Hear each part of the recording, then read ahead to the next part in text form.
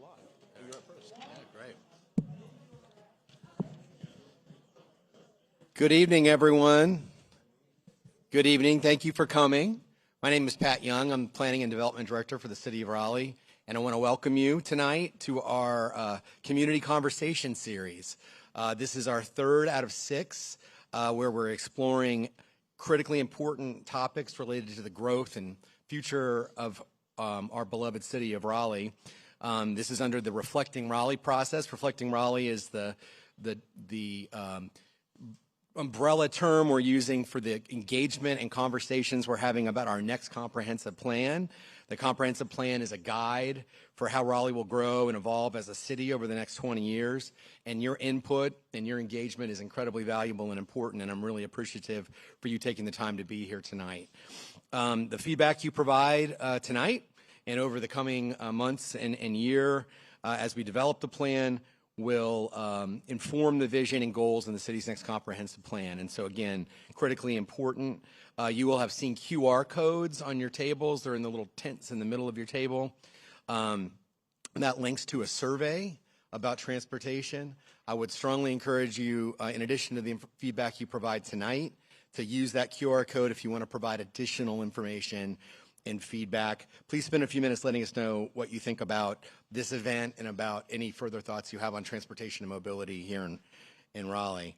Our next conversation will be focused on trees and urban ecosystems. Those events will be on March 11th at Durant Nature Preserve, where we'll have a nationally prominent speaker to talk about how trees and urban ecosystems have been handled in other communities. And on March 18th at Dix Park Chapel, we'll have our community conversation meeting, which is in State of the City, which is similar to what we're doing tonight. So please stay tuned for more information on those remaining community conversation events.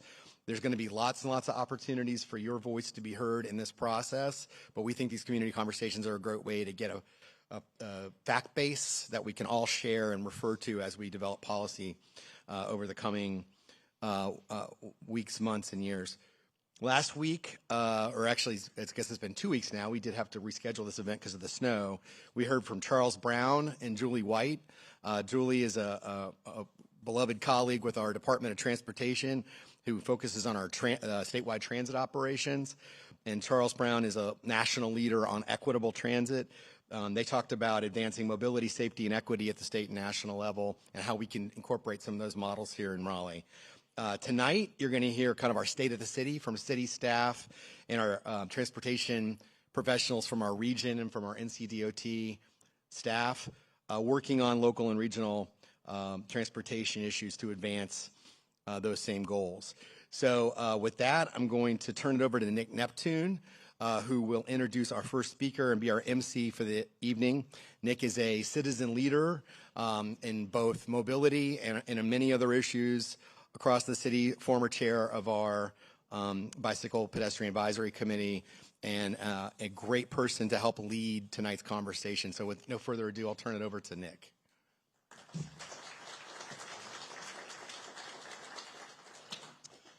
Can we have one more round of applause for Pat Young, our City of Raleigh Planning and Development Director? Y'all, this is a big deal. We are in conversation tonight about the future growth and development of our city. To us, here, right now. So first and foremost, I want to thank all of you, citizens, residents of Raleigh, for choosing to be here with us tonight. We're literally talking about the next 20 plus years as to how we want to grow, right? Okay. So with that, let me just share a few very brief housekeeping items. Number one, obviously, I think some of you have already done this. I see you, madam, with the food. We have lots of good food for you. So please enjoy the food. If you want to take a break, have a refreshment, you do you, okay? No judgment here, all right? We all have to eat, sustain ourselves. Restrooms are located just out the door, down the hall. Apparently, they're to my left. I trust that is the truth, okay? These are my notes on the paper. They must be around the corner, okay? We're in the community center. They're nearby, all right? Help yourselves. If you need any other accommodations, all right, please talk to our team. Any member with the City of Raleigh, they are here to serve you tonight. I believe we may have staff, in fact, at the registration table right outside. If you need anything, let us know. Another note. This entire event is being live streamed. So for those of you who could not be with us in person tonight, guess what? We have people joining us from home. Now, it's been brought to my attention, the first hour of tonight, this entire panel situation with these experts in transportation and transit, all of this is being documented and shared. But we're going to stop, if I'm not mistaken. When we transition into hour 2 and we're having conversations at the tables, those conversations are private. They're entirely with yourselves, okay? That's not being recorded. So in other words, feel free, okay, to be candid and quite honest with each other about what we want to see in the city. Believe me, I've got a few thoughts too, okay? I got a few thoughts too, and I'm feeling very free, all right? A little loosey-goosey right now. Okay, last but not least, as I understand it, if you have questions that come up that you want to share with the panel, which I think I'll be helping to facilitate the little Q&A at some point. Please write your questions on your notepad. Each of you should have a notepad. I just took this one from a table. I hope I didn't steal it from anybody. But you have a notepad, you have a pen, write your questions down. Once you have your questions, please share them with a member of staff, and then we will help facilitate the little Q&A, the back and forth. I think with that, if we're good to go, unless there are any questions in our audience, I see none, hearing none, we shall proceed with a bio for Het Patel, our friend. Oh, yeah, make some noise for Het Patel. Make some noise. That man might be the best dressed man in the room tonight. Let me tell you something. Y'all, Het Patel is our transit planning supervisor with the Department of Transportation, the Transit Division at the City of Raleigh. Het has been with the City of Raleigh since June 2019, which, by the way, just a quick side note if I may, is when I joined the City of Raleigh Bicycle Pedestrian Advisory Commission, of which I'm now chair. So I love this little dynamic we've got going. Het Patel, love that for us. I love that for us. Lots of experience with project program management with a background in short and long-range transportation planning, program development, stakeholder outreach, and education and engagement with an added emphasis on innovation, sustainability, multimodal connectivity. You love to see the multimodal. You love to see the bikes and the scooters and the little one-wheelers and the hoverboards. And finally, transit-oriented development. You love to see it. You love to see it. God bless this man. Het is a certified planner with the American Planning Association since 2017. Het, I'm chasing after the man's dream over here. He holds a bachelor's degree in environmental science from the University of Florida and a master's degree in urban and regional planning from Florida State University. My friends, please join me in welcoming this member of city staff, Het Patel.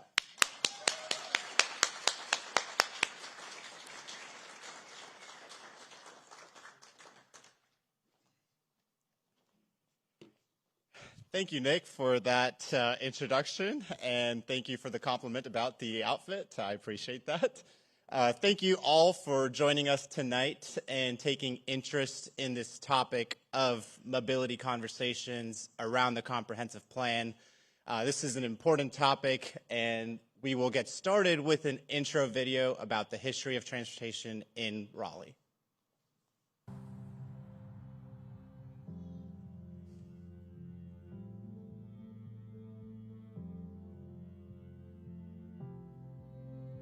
Raleigh's transportation network was born in 1792 with a square-mile grid created by surveyor and Senator William Christmas. The grid's short blocks made walking to businesses, offices, schools, and parks easy. It expanded over time to accommodate Raleigh's growth.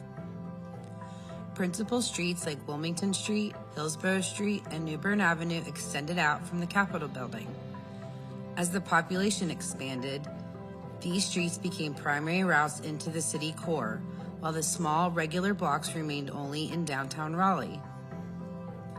The state's first trolley system was introduced in 1886, supplementing horse-drawn carriages and walking. Trolley routes allowed commuters living in surrounding neighborhoods to travel downtown. Raleigh's growth was slow during its first century.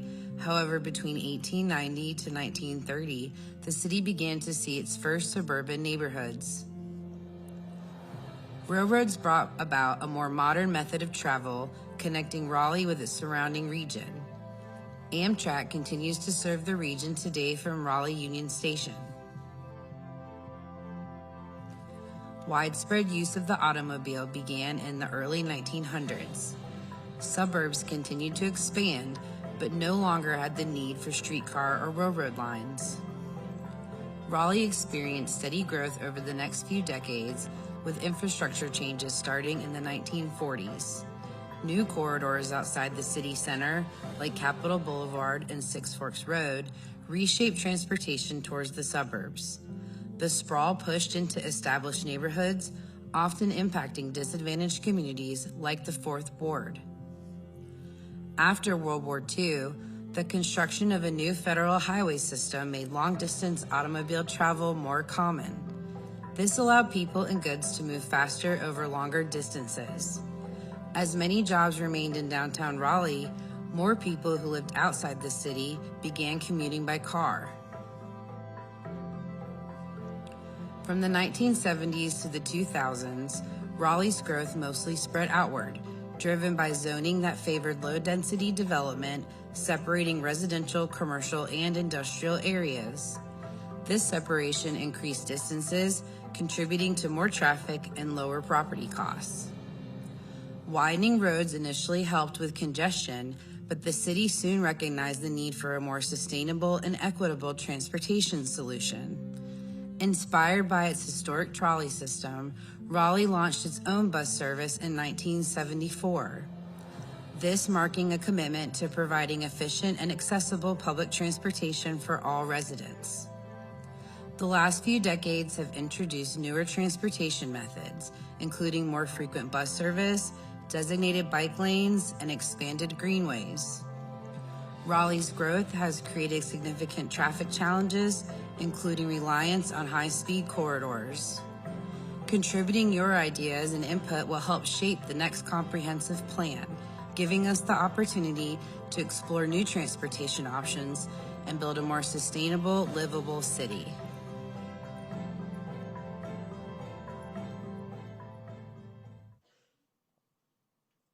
All right, so that video does a great job of explaining the history of Raleigh transportation. But where are we now? My goal tonight is to give you an update or an overview of what the Transportation Department does, the different service units that fall within transportation, as well as what their focus areas are, some of the challenges that we see as a department, and some of the opportunities that come up through the comprehensive planning activity and exercise that will lead to our panel discussion today and the questions that they will be answering and discussing later on. Hopefully, as Nick mentioned and as Pat introduced, there were 2 keynote speakers 2 weeks ago, and you had a chance to attend that event. But if you did not, I will summarize some of the key takeaways that I took from that event, which is we are doing this work for the future generations. I have 2 daughters, 2 young daughters. We are all working in this industry to try to make a difference for that next generation. And what does that mean? We're trying to improve transportation access for all. Whatever abilities you have, whatever challenges you have, we are trying to make transportation easier for you. That means emphasis on public transportation and multimodal investments within the transportation infrastructure to provide a choice for different users to make their trips every day. Safety and security, as well as working with our State Department of Transportation, our other organizations, and collaborative partnerships to make transportation improvements happen. As a department, our goal is to solve transportation problems, to plan, operate, and maintain our transportation infrastructure efficiently, as well as being committed to any challenges or inquiries that come our way from our users and our customers that ride around Raleigh or Wake County and on our roadway system. So the different service units. We have mobility, infrastructure, and strategy. We have public transportation, parking services, development review, traffic engineering, as well as transportation maintenance. I'm not going to go through every single metric and statistics on the next couple slides. Again, this will be available to you all after the event, but I do want to highlight a few that are focus areas for each one of those service units. Our parking services manages 1,700 metered parking spaces, as well as 325 non-metered parking zones. These are your loading zones or other curb space management activities. Our mobility infrastructure and strategy unit just within last year had 23 active bike projects and 31 active sidewalk projects. These are construction projects that they're actively working on improving infrastructure on. Our maintenance unit that manages right-of-way within the city of Raleigh, operated and maintained streets. That is about 1,100 miles of streets and 1,400 miles of sidewalks with 60 bridges. They also manage all of the landscaping, mulching, and any other landscaping architecture that you see along the local streets. Our development review team works with private development to get sidewalks and additional travel lanes built as part of private development. So we have 12 miles of streets that have been added to the system and 18 miles of sidewalks that have been added to the system in the last year through private development. Our traffic engineering manages 663 traffic signals and 92,000 traffic signs.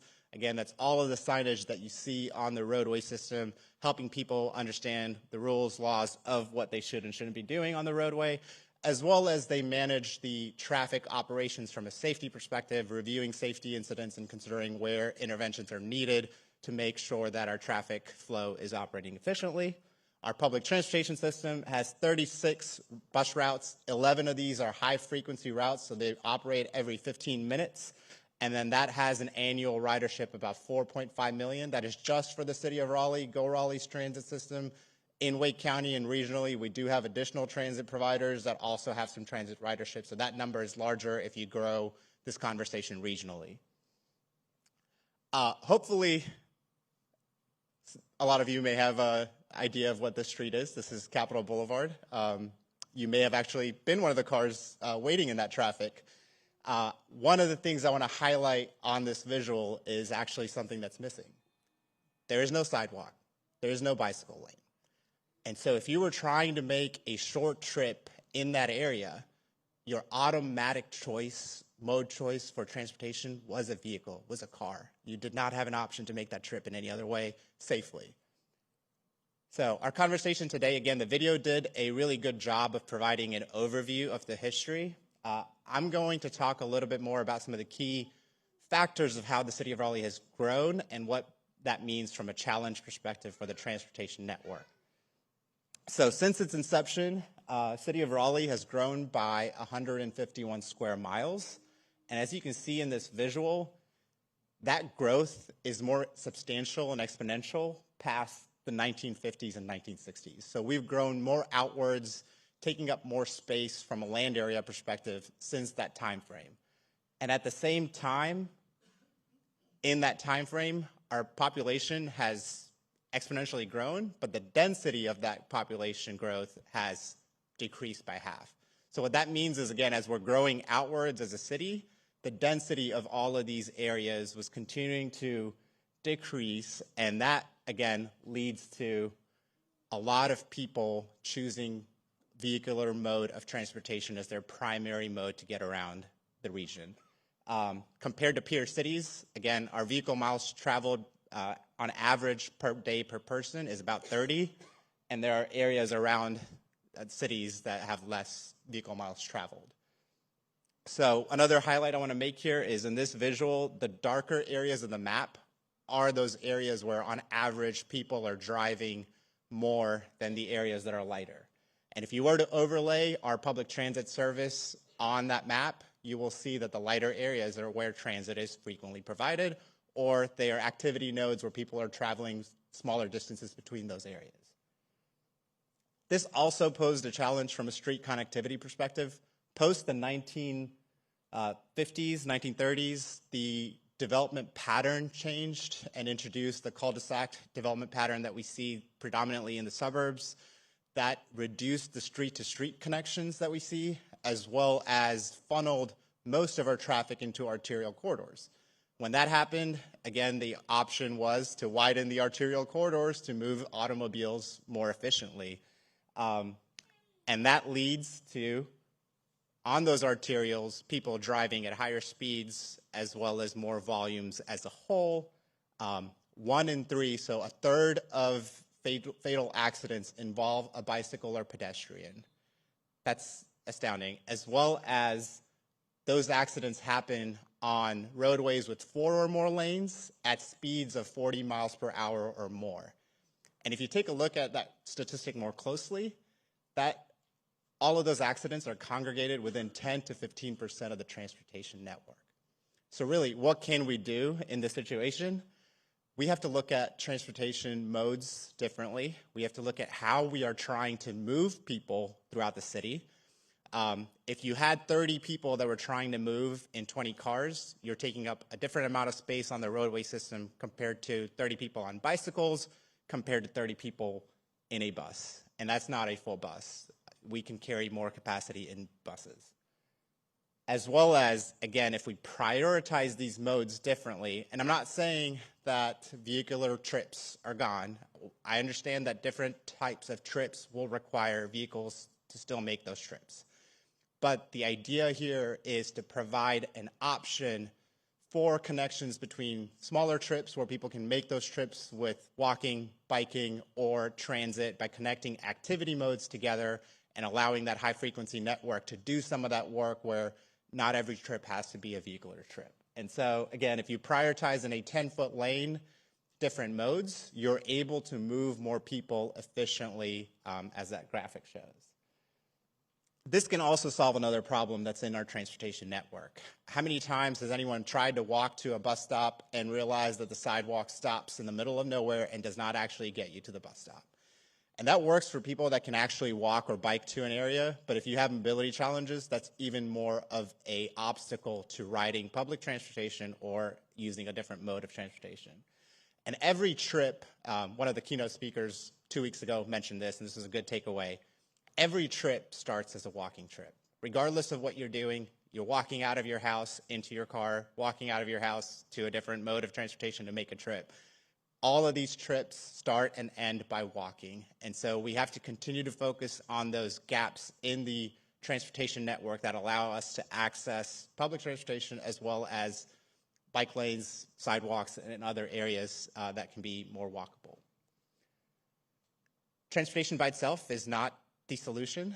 We do have an inherent connection with land use. The video talks about this as well. Again, as we grew outward, the separation of uses in single-use development, again, made it more common that trips were happening with a automobile mode. So that single-use zoning allows for a higher level of service for vehicles. But it also means that there's a high vehicle miles per traveled within the region, and it means that there's a higher cost for providing transportation infrastructure for the city, whether that's extension of water, sewer, or any other infrastructure facilities that are being provided to that zoning. If you think about mixed-use zoning and activity nodes that are connected to each other through mixed-use zonings, that provides an opportunity for someone to pick a different mode of transportation that's well-connected and allows for people to walk within their neighborhoods or a 15-minute walk within their area to get to different services that are not all that same use. And so again, we are working on this as part of a regional effort through the Wake Transit Plan. I mentioned we have 11 high-frequency bus routes. This visual shows that by 2030, that is continuing to expand significantly through the investments in the Wake Transit Plan, where we're adding significant 15-minute bus service to the regional network, as well as to the local City of Raleigh network. The regional network also will be tied in with the bus rapid transit projects that will add dedicated bus lanes, again, making it more efficient for our public transportation to get people from point A to point B. And we have some additional plan extensions in the Wake Transit Plan, as well as what our regional partners are doing through Durham County bus rapid transit projects that are being considered, as well as Chapel Hill. Another visual, again, I'm not saying this is where we're headed. I want to highlight that there are options. This is Atlanta, larger population, definitely more traffic congestion that is observed, but just widening a roadway is not going to solve this problem. And so what we are trying to have today as a conversation, and some of the takeaways that I want to leave you with before the panel discussion, are around, again, focusing that growth into areas of infill development that has some density, that is connected with bicycle pedestrian infrastructure as well as public transit, continuing to invest in those first mile, last mile gaps in the network and completing access challenges for all. And then the last is, again, making sure that we're prioritizing long-term maintenance and operations of these facilities, because, again, that was the takeaway that I had from the keynote speaker. You may build this, but if you forget about it and there are challenges with potholes or how the actual infrastructure is maintained in the future, and you are not truly incorporating the cost of maintaining that infrastructure, we're going to see other challenges in the future. And so that's where we do need to, from a long-term perspective, be thinking about all of these things together. And at this point, I will turn it over to our moderator, and I'm going to pick out her bio just a second, and lead to the panel conversation. So I would like to introduce Becca Gallas from NCDOT. Becca Gallas leads the North Carolina Department of Transportation's Division 5 as the division engineer. Division 5 manages the planning, design, construction, maintenance, and operations for highway and transportation infrastructure in 7 counties around the Triangle. In total, the Division 5 manages over 6,700 road miles, including roadways and interstate, U.S. routes, North Carolina routes to local and neighborhood roads.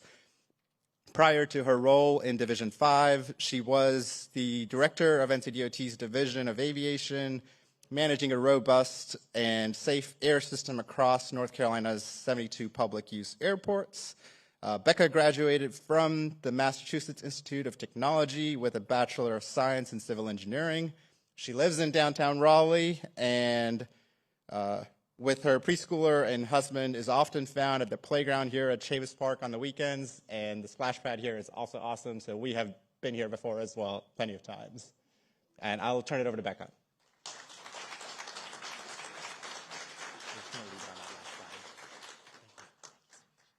All right, good evening, everybody. And I have to say, what an incredible video to kick off this evening. As someone who lives in Raleigh, like many of you here, it was incredible to see Gringo a Go-Go and all these other landmarks and reflect on how mobility has changed over the past several years and decades and century. So thank you, Het, for that really just incredible introduction into today's discussion. And thank you all as well for being here.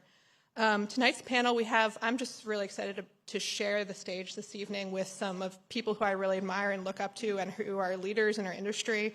So I think it's going to be a really dynamic and interesting conversation, so I'm looking forward to it. We're going to tackle some of the most important topics many of our communities here in North Carolina and Raleigh specifically face as we plan for the future of transportation. And there are some really enormous challenges in front of us as we think about the next several years, decades, and century, and what, as Het put so wonderfully, what our children and our children's children will inherit one day. It's clear more people are choosing to live and work in Raleigh because they like what our community here in Raleigh has to offer. Good paying jobs, a top-notch educational system, if there's any Wolfpack folks in the audience, a beautiful environment, which is why I love living in Raleigh, is all of the wonderful parks here, and plenty of opportunities and amenities. Here at NCDOT, we're working closely with our partners here at the city to plan and develop a transportation system that will continue to meet the needs of our thriving communities here for years to come. Our transportation challenges are many, and we're seeing growing pains across the metropolitan area and the region. They're headlined by how best to improve mobility and reduce congestion throughout our thoroughfares.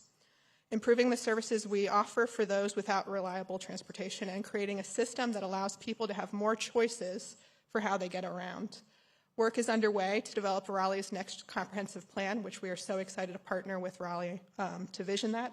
And our hope tonight is to develop and explore these challenges so that together we can develop workable solutions. And I'm happy to have the opportunity to share with some really incredible transportation leaders across the Triangle tonight.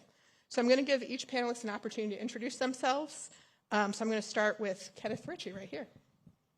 Good evening. I'm Kenneth Ritchie.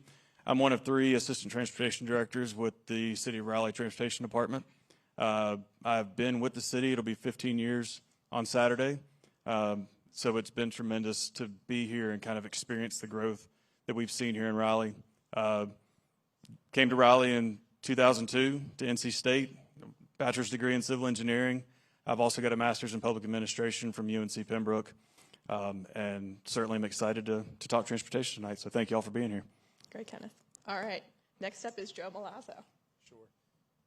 Good evening, and thanks everybody for coming and caring about our city and our community. Joe Milazzo, I work for the Raleigh Chamber of Commerce, and I also lead an organization called RTA, which is the Regional Transportation Alliance. It's the voice of the regional business community on transportation issues. We were founded more than 20 years ago to provide a business voice on broader regional transportation, whether it's the airport, the freeway system, regional transit, even some of the intersections broadly, and some basic funding issues, just to make sure that business voice is heard. Our main reason for existing is because if transportation doesn't work, businesses can't be successful, employees can't be successful, and ultimately our community's not going to be successful. Thanks, Joe. Chris Lukasina. Hello, I'm Chris Lukasina. I'm the Executive Director with the Capital Area Metropolitan Planning Organization, sometimes called CAMPO. How many people here have heard of CAMPO before? Oh, okay. This is very strange. Like, normally it's nobody. I've been with CAMPO for about 15 years as well, and we are responsible for coordinating all the transportation planning happening throughout the region. So we cover all of Wake County and parts of all the surrounding counties except for Durham. That's a different MPO, but we work very closely with them. And one more question for you. How many of you live and work in the city of Raleigh? Wow, that is also not normal, right? The statistics in our region are that the majority of folks live in one of our communities and work in another one. And so they travel back and forth. And even if you live and work in Raleigh, you probably don't live and work on the same block or on the same street. So having coordination on what's going on across jurisdictional boundaries, across the region, and ultimately across the state is a really important component of our transportation network and what we plan to do in the next 20, 30, or even 50 years. Thanks, Chris. I'm glad we have a lot of Campo super fans, so that's always exciting to see. All right, last we have Jason Hardin. Good evening, everybody. I'm Jason Hardin with the City of Raleigh's Office of Sustainability, and our role in this office, it's a small group, but we work with all the big departments across the city, and our work is guided by the Community Climate Action Plan, which is our city's path to reducing greenhouse gas emissions by 80% by 2050. And I'll talk about it a little bit more, but a huge factor of that is transportation. And so that's the key to a lot of the solutions, whether it's greenhouse gas emissions or the other goals that we do have in our climate action plan, which include resilience, equity, and community health. All right, so as you can see, we have some really awesome panelists tonight. I'm going to ask each one of them one question, although some of them have multiple parts to their question. And then towards the end, I'm going to ask just a general question for the whole group to kind of get our juices flowing as we move into the next session. So Kenneth, I'm going to start with you. Het gave just a great overview here and talked about the range of services that the City of Raleigh provides. Can you talk a little bit about our relationship between the City of Raleigh and NCDOT? And how might priorities and service targets differ between our two organizations, and how do we decide on the correct strategies for specific areas and quarters? Thank you, Becca, for that question. As Raleigh has grown, partnerships have been a critical part of that. And I think if you look at the representation that we've had through the two transportation events with NCDOT, with CAMPO, with RTA, I think that speaks to that. And when you look at the relationship between the city and NCDOT, it is every road that comes into and through Raleigh is going to be covered either by the city or by NCDOT. And so maintaining a critical partnership there is absolutely imperative to ensuring the quality of life that we want to create here in Raleigh. And with that, it's really looking at and understanding that for both agencies, safety is the utmost priority. And both have made a commitment to Vision Zero and continue to work together for how we continue to strive for that vision. When you look at kind of the prioritization, and I'm going to steal this from one of our keynote speakers, Julie White, she provided the kind of a circular framework for how we look at the future of transportation. And really, as we start at your simplest form, that kind of circular reference around your house, and that daily being able to get to areas on foot. And then as we start to step out of that, you start to look at really where the focus area for the local government, for Raleigh is how do people travel within the bounds of Raleigh? and how within those smaller trips do we provide those options for people to be able to walk, to ride a bike, to ride a scooter, to be able to do those things safely, and to make sure that there's equitability of access within those facilities as well, so that we can give people options other than having to get into a car, which obviously plays into other priorities that the city has from an environmental sustainability standpoint, resiliency. You look at affordability, it all kind of comes back to transportation being one of the supporting foundations of every one of those. And that's why this effort is critically important as we think about the comprehensive plan in the next really 30 years of what Raleigh can become. And Becca, can you repeat that last question for me? The last part of the part C is how do agencies decide on the correct strategy for specific areas and quarters of the city? So I think as we look at correct strategies, I think it's important to understand, and Het alluded to it, the nexus between land planning and transportation, but also the critical nature of ensuring that we're using available data to inform decisions that we're making. That's not just numbers, but it's also understanding the needs and desires and those stories from the community that help to inform our decisions. And as we look towards that, it's not just those needs today, but what are those needs going to be tomorrow? What are those needs going to be 30 years from now? As a father of three, as Het alluded to, what are we setting up for the next generation and the generations after that? I think is imperative there. Understanding those safety needs, understanding those access needs, and letting those help to really inform and prioritize our transportation planning and our land use planning as the city continues to grow and thrive. Really great perspective, Kenneth. Thank you. All right, so next, let's go to the other end. I'm going to not go in order. So Jason, other City of Raleigh folks, what are the connections between environmental sustainability and transportation planning, and how can we design our network to be more thoughtful and sustainable? Yeah, thank you. And I'm going to start with just an observation that's interesting to me. How many similar notes I've heard from some of the speakers tonight, and I expect we'll probably hear some more. And it got me imagining, what would a similar conversation have been like 70 years ago? And I think it would have sounded a lot different than this. The transportation network that our great-great-grandfathers and grandmothers bequeathed to us helped Raleigh grow and become what it is today in a lot of ways. But it has also left us with a lot of significant issues that we're struggling to rectify today. So to that question, the answer is they're very nearly one and the same. So we in the Office of Sustainability performed a community inventory of greenhouse gases for the calendar year 2022. And what it found was that for the first time, transportation emissions are the leading cause of emissions in the city of Raleigh, 52% of overall emissions. And what that suggested is, obviously, there's a lot that we can do to address that. And the good news is that the lot that we can do also addresses many of the other issues that we know we have in our community, improving community health, improving walkability overall generally. And they also align with what we constantly hear are the demands of residents and business owners in Raleigh. People are very hungry for walkability, and that's what they're seeking in a city. And that is not necessarily what Raleigh is most well known for.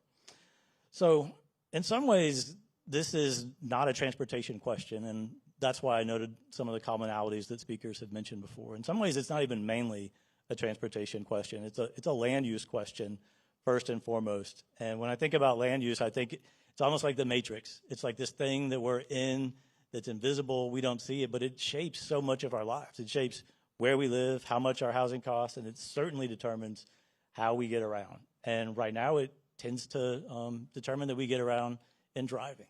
And to simplify it, it's thinking about what is transportation. Outside of car commercials, it's utilitarian. It's I'm in one place and I am going to another place. And those places, think of them as two dots, and these dots are a fixed distance apart. And so the question is, the million-dollar question, billion-dollar question, is what can we do about these two dots? Are they fixed in place? And so yes, where I live now is a dot, and the nearest grocery store is a dot, and those aren't changing. But if we start to think about it in terms of all the trips that are made in the future, and this is forward-looking, is there a way to take those dots and bend them closer together to essentially bend the fabric of space-time and bring them closer to where all of a sudden driving is not the only option, where I can walk, I can bike. If I drive, the trip itself is shorter and produces fewer emissions than it would have. And so another way of putting this instead of space-time is there a coffee shop on my block? Is there a convenience store or a drugstore within a couple blocks, couple minutes walk? And for many of us, the answer to that question is no. And so that's where land use comes in. And of course, land use is a term, kind of academic sounding term, but what it really means in an urban context is all the rules and laws that dictate what can be where. And what changing that looks like is, I'll use a specific example. So one of the very best predictors of how many walking trips some of us make in a given day or week is how close are you to a grocery store. Turns out if you're really close to a grocery store, you make a lot of walking trips to the grocery store. If you're really far, you're probably going to drive, and it's going to be fewer trips but bigger trips. So one way to look at that is, how can we allow more people to be closer to grocery stores? And there's a couple ways. We could make more grocery stores, but of course that's going to depend on if the grocery store thinks there's enough people living nearby in a radius, and they have a pretty technical way of looking at that before they're going to put a store somewhere. The other way is, where are the existing grocery stores, and could we allow more people to live there? And in fact, in a lot of ways, that is what most of our recent planning in the city of Raleigh is focused on. We have centers of places that are a little bit more dense and walkable and mixed use. And those are places where we envision more growth to happen. But the zoning doesn't necessarily allow that to happen. And so it's still very restrictive. And so we still see more people who want to live a walkable lifestyle near that grocery store than there are places where they can do so. So that is one of the ways that we can address that issue. So I'm going to wrap up, but I've talked a lot about grocery stores, and it's probably because I'm getting hungry. But the other big things when we think about sustainable transportation are obviously the quality of the network itself. And there's a lot of good stories that we can tell and talk about, and whether it's the humble sidewalk or a big, exciting project. And we saw a picture of Atlanta. That always makes me think of the Atlanta Beltline, if you've ever been there. It's absolutely magnetic. It's a place, I should mention that it's not a road. It's a very wide and very popular multi-use path that if you've been there, especially on a beautiful day, it's just unforgettable. Closer to home, the rail trail in Charlotte and South End is similar. So thinking about, in addition to the sidewalks that we need to connect to destinations, maybe an aspirational big project in Raleigh that can just serve as not just an example of what walkability can do, but one thing that those facilities do in those cities is they actually create a zone of lower emissions along their path, because people are suddenly able to live a more car-light lifestyle and can choose to get around in different ways. So to conclude, there's a lot that's systemic here. We talk about the infrastructure, we talk about the zoning and the land use and the matrix, but there's also personal choices too. And I can attest that personally, it's not the easiest, but it is possible to live a car-free or car-light lifestyle in the city of Raleigh. And one thing I'll state to anybody in the room, I have a standing offer. If anybody wants to talk about that and hear about some of the ways, good, bad, and ugly, that it's possible to do that, I'm always happy to do so. And I'll be here after the meeting if you'd like to. Thank you, Jason. You know, when I come home on the weekends, I never leave we never get in the car except to go to the grocery store, because there are so many great amenities in Raleigh. So really excellent point. We're going to take a quick pause for a short announcement real quick. Very sorry to interrupt. The park staff has advised that there's a gold Honda Accord KLD license plate that was struck by a vehicle, and the police are on the way. So if that's your vehicle, if you please step outside, meet the park staff, and meet the police to make sure that your insurance information and other things are identified. Very sorry to interrupt with that.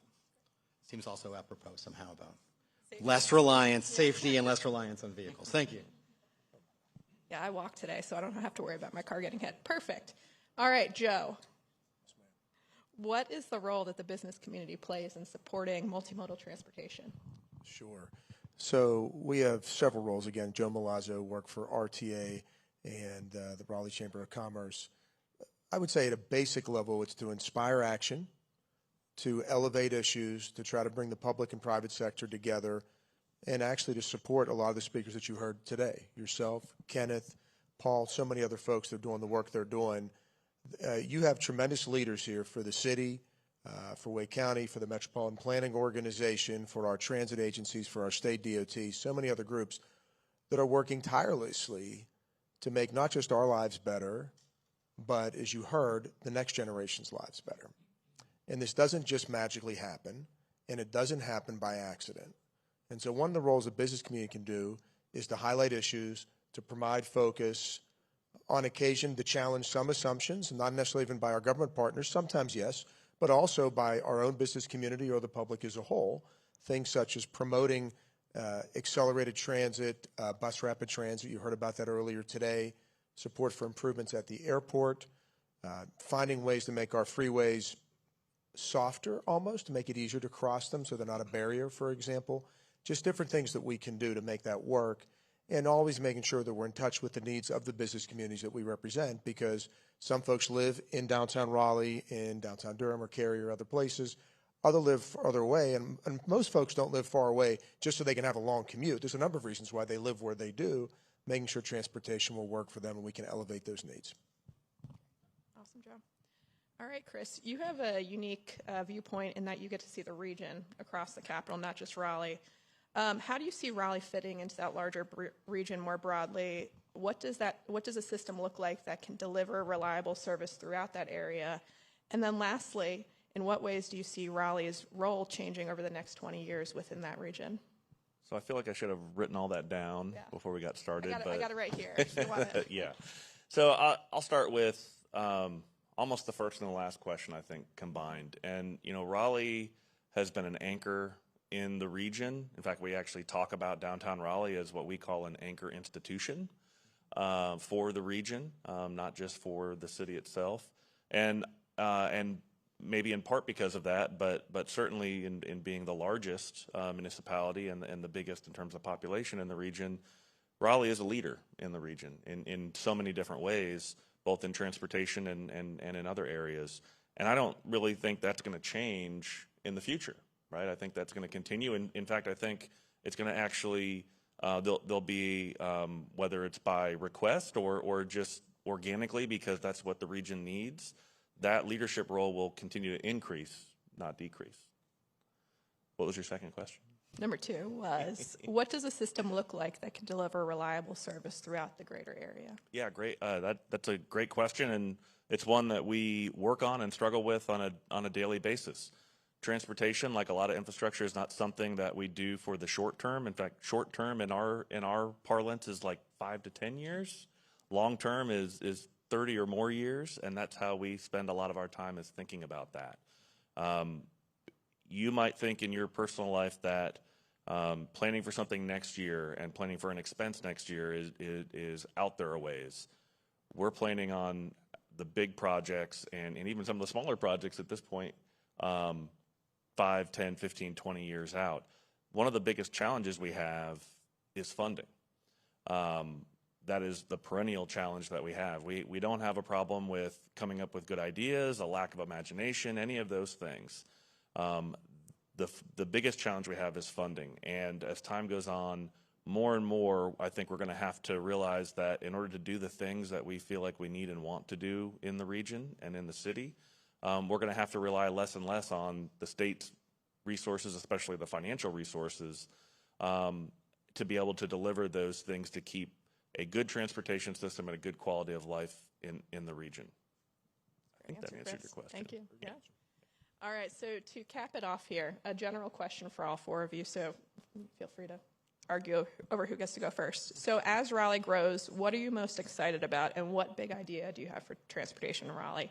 And I'm going to say I'm most excited for BRT. So it's going to come out there. It's going to be exciting. So, all right, anyone want to take that first? I'll jump in. I think having seen and been part of the evolution of Raleigh, as we look to the future, I think the opportunities that we're going to have to continue to diversify the options that we've got.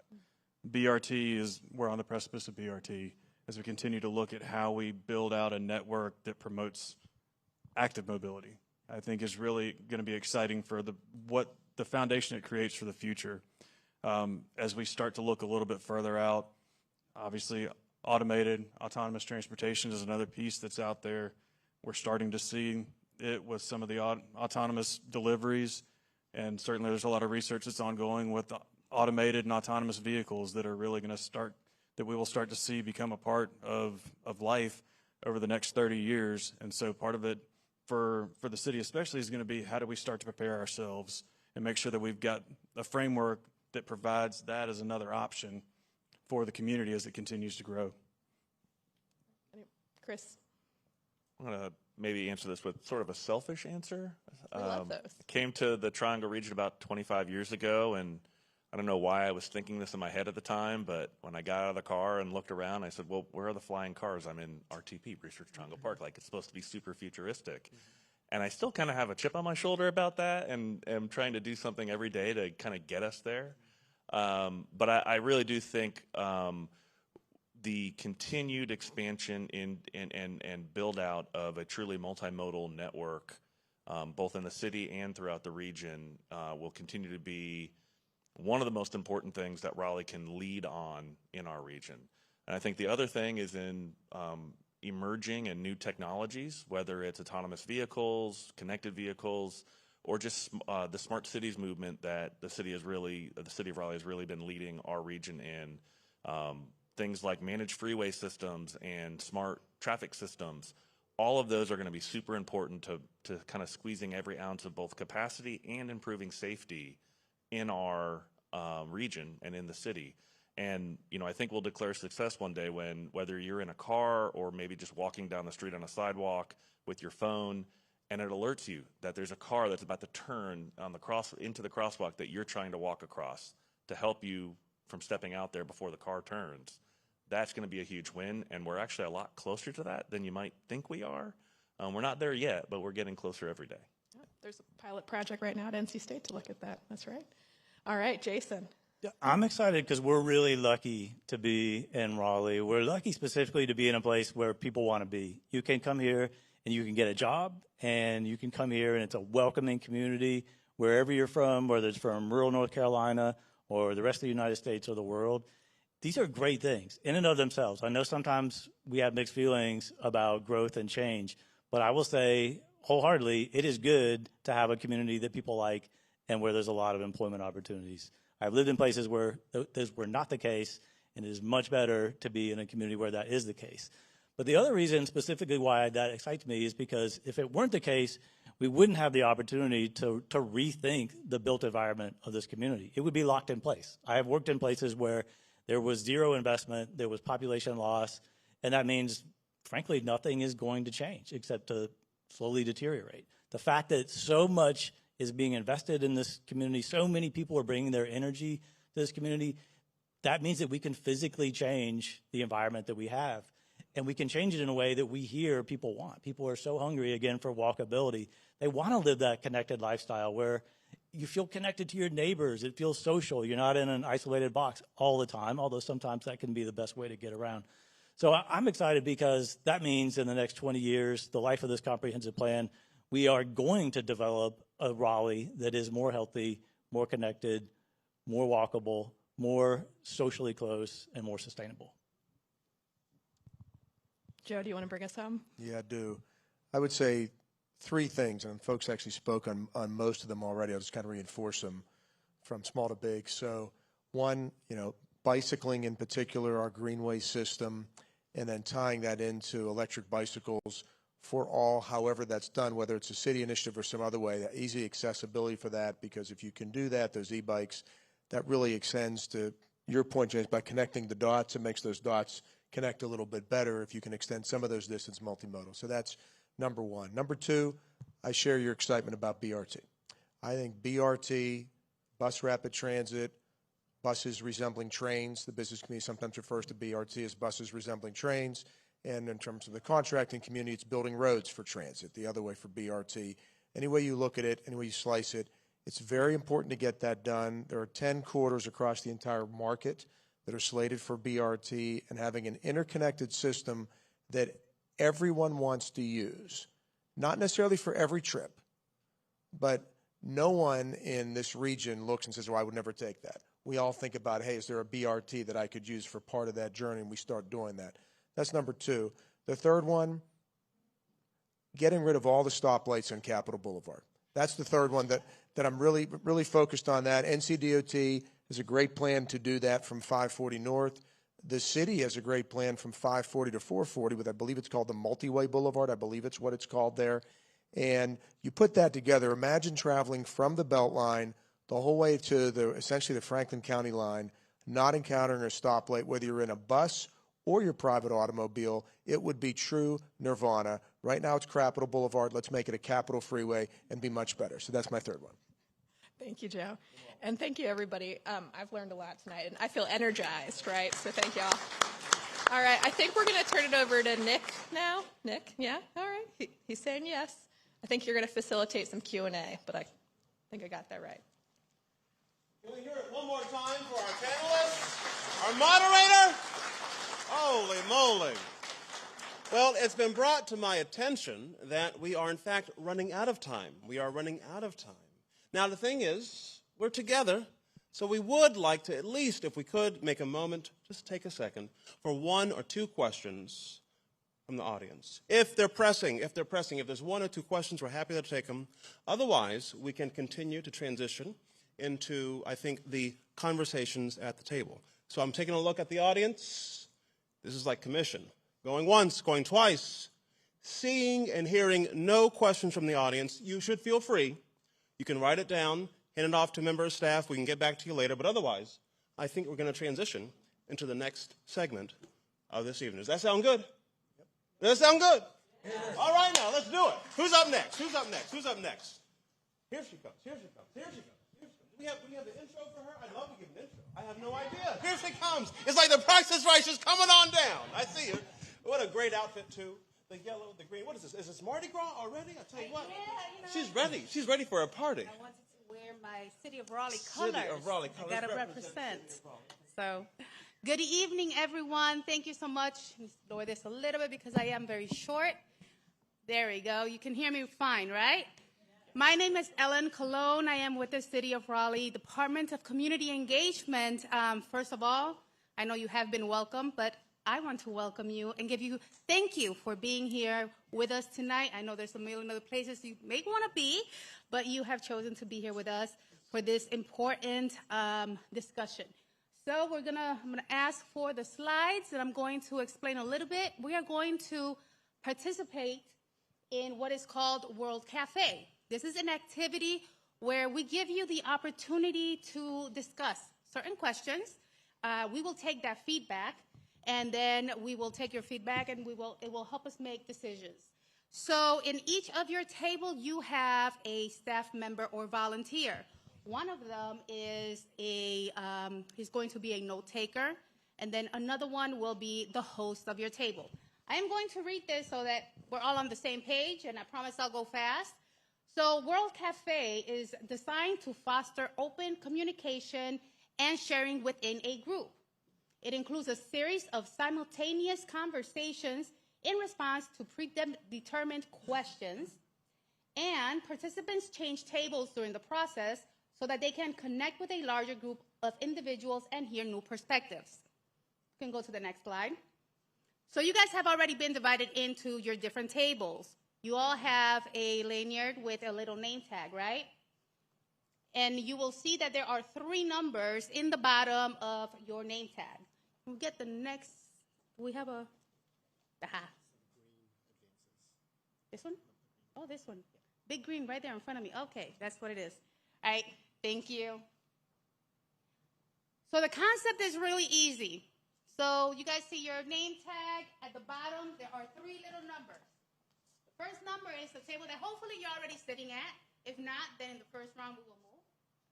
The second one is the second round.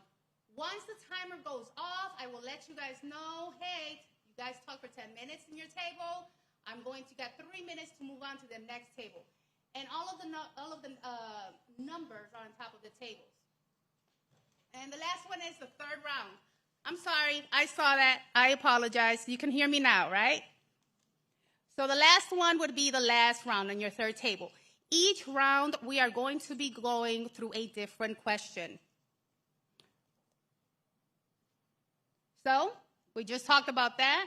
You each got your card with your 3 numbers, your 3 tables. We're going to do 10 minutes because we're running a little bit behind of time. So I am going to start my timer. You are going to discuss a question for 10 minutes. Your host will read you the question, and the note taker in that table will be taking all of the notes, okay? Please feel free. This is a safe space. We want to hear your thoughts.